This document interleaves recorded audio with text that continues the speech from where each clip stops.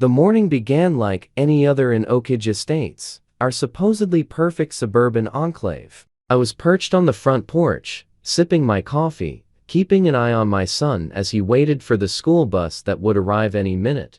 That's when I saw her, Deborah Winters, though everyone secretly referred to her as Karen, the notorious president of our HOA. She was striding down the sidewalk with that all too familiar, determined glare, the kind that always promised chaos. I'd lived here for 3 years, and in that time, Deborah had found reasons to cite me for everything from my grass being half an inch too long to my mailbox being the wrong shade of blue. According to her, it was cerulean, not navy, a sin punishable by fines. As HOA president, she carried her laminated badge like a weapon, and most neighbors simply surrendered to her endless stream of violation notices. "Good morning, Deborah," I called, keeping my tone friendly, though my stomach was twisting into knots. Ethan, 10 years old, shifted beside me, his expression wary. He'd already learned that any encounter with the neighborhood's self-appointed dictator never ended well. Deborah didn't bother with pleasantries. "I see you're waiting for the school bus again," she said, her frown sharp and condescending, her tone reserved only for those she deemed rule-breakers. "I've been meaning to discuss that." I arched an eyebrow. "About my son going to school? Most people consider that a positive thing." Her lips pressed together, clearly unimpressed by my subtle sarcasm. "The board has concerns about the noise, the exhaust, and the wear and tear on our private roads. Plus, it's unsightly. We're discussing a new bylaw at tonight's meeting to prohibit commercial vehicles, including school buses." I nearly choked on my coffee. "You can't be serious. Kids need to get to school, and not every parent can drive them. I have a job that starts at 8:30, for crying out loud." "That's a personal problem," she said with a dismissive wave. "Perhaps you should have considered the logistics before moving to a premium neighborhood with standards." Before I could respond, the familiar rumble of the school bus reached our ears. But instead of staying safely on the sidewalk, Deborah marched straight into the street, planting herself in the middle of the cul-de-sac entrance. Arms crossed, she looked like a traffic guard who had completely lost it. The bus slowed, the driver's confused face visible through the windshield. He gave a polite honk, expecting the clearly unhinged woman to move. But Deborah stood firm, shaking her head and gesturing for the bus to stop. I sprinted forward, leaving Ethan frozen on the sidewalk. "Deborah, what are you doing? You can't block a school bus," I hissed, trying to keep my voice low. She turned with the smoothest smile I've ever seen. "Actually, I can. As HOA president, I'm enforcing a preemptive safety measure until the board votes tonight. I have every right to protect our neighborhood from unauthorized vehicles." The bus driver rolled down his window. "Ma'am, I need to pick up the children. Please move aside," he said, his calm tone betraying the absurdity of the moment. "This is private property." Deborah shot back. "You're trespassing with your commercial vehicle. Take another route or pick up these children at the neighborhood entrance." By now, a small crowd had gathered, parents and kids staring in shock or barely concealed amusement. Mrs. Rodriguez across the street was already recording with her phone. "Great, we're about to go viral," I muttered. I said firmly, stepping closer. "The roads may be maintained by the HOA, but they're still subject to public access laws. You cannot legally prevent a school bus from performing its duty." Her face flushed. "I know the bylaws better than anyone here. Section 8.3 gives the board authority over all traffic entering Oak Ridge Estates." I pulled out my phone. "Then you won't mind if I call the police to sort this out? I'm sure they'd be happy to clarify traffic obstruction laws versus HOA bylaws." For a moment, she hesitated. Then she lifted her chin. "Go ahead. The city police always side with official neighborhood governance. I've worked with them many times on covenant enforcement." That was all I needed. I dialed 911, keeping my eyes locked on Deborah. The crowd had grown, parents trying to calm anxious children worried about being late, while the bus driver made another call to his dispatcher. This had escalated far beyond a morning disagreement. 911, what's your emergency?" The operator's voice came through loud and clear, audible to Deborah. "I need to report someone illegally blocking a school bus," I said calmly. About 15 children are waiting, and our HOA president is physically preventing access to our street.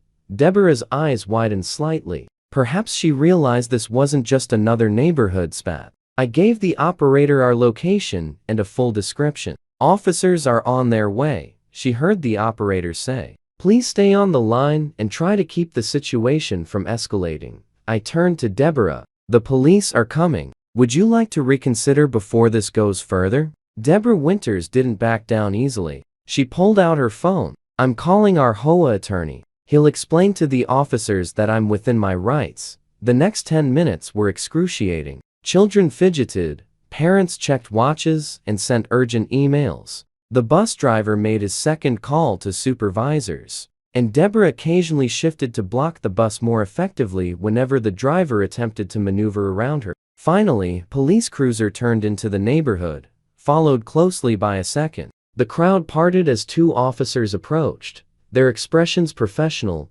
but betraying a hint of confusion at the bizarre standoff.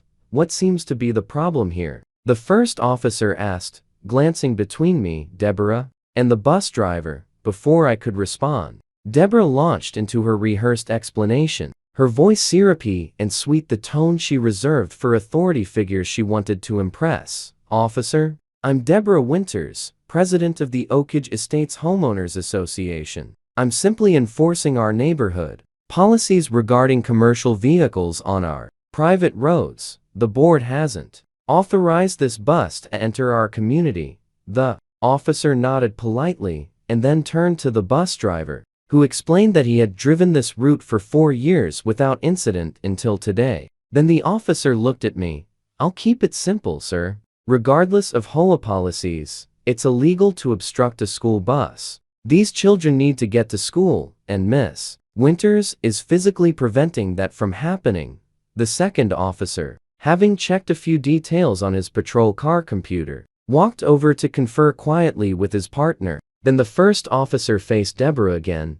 Ma'am, I need you to step aside and allow this bus to continue its route, he said firmly. Deborah's face twisted with indignation. Excuse me, I already explained that as HOA president, Miss Winters, the officer interrupted, his tone hardening slightly. HOA regulations do not override state laws regarding obstruction of educational services or traffic violations. You are currently in violation of Section 4324 of the State Traffic Code, which specifically prohibits obstructing school transportation vehicles. Her expression was priceless. Her mouth opened and closed repeatedly, but no words came out. The officer continued, you may step aside voluntarily, or we can discuss this further at the station. Your choice. For a moment, I thought she might actually comply, but in a move that left the parents gasping, Deborah stepped closer and jabbed a finger into the officer's chest.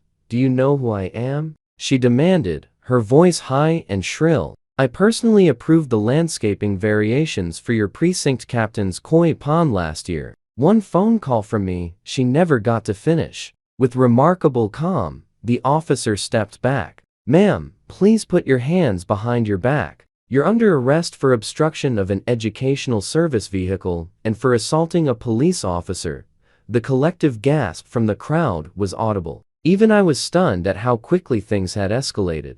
The officer calmly recited Miranda rights as he cuffed Deborah, who had gone from imperious to panicked in seconds. This is outrageous, she shrieked as they led her to the patrol car. I'll have all your badges. Property values will plummet without proper covenant enforcement. You'll hear from our attorney. With Deborah secured in the back of the cruiser, the second officer stayed to take statements while the first drove off. The school bus finally entered the neighborhood, the driver apologizing profusely as children climbed aboard. Ethan gave me a quick hug before boarding. Dad, he whispered with a grin. That was actually kind of awesome. The following days were a whirlwind. Deborah was released on bail, but the story had already gone viral, fueled by Mrs. Rodriguez and others. Multiple cell phone recordings from Mrs. Rodriguez and others. The headline, HOA president arrested after blocking school bus, spread through surrounding communities in no time. Regional news picked it up shortly after. The emergency HOA board meeting that week became the most attended in HOA State's history. Every seat was filled, and people lined the walls of the community center. Deborah sat rigidly in the front row, her attorney beside her as the vice president led the meeting. When it came time to vote, the board's decision to remove her was nearly unanimous, with only her husband and a single loyal friend voting in her favor. But the consequences didn't end there. The district attorney pursued charges for both obstruction and assault on an officer. At the preliminary hearing, which I attended out of morbid curiosity,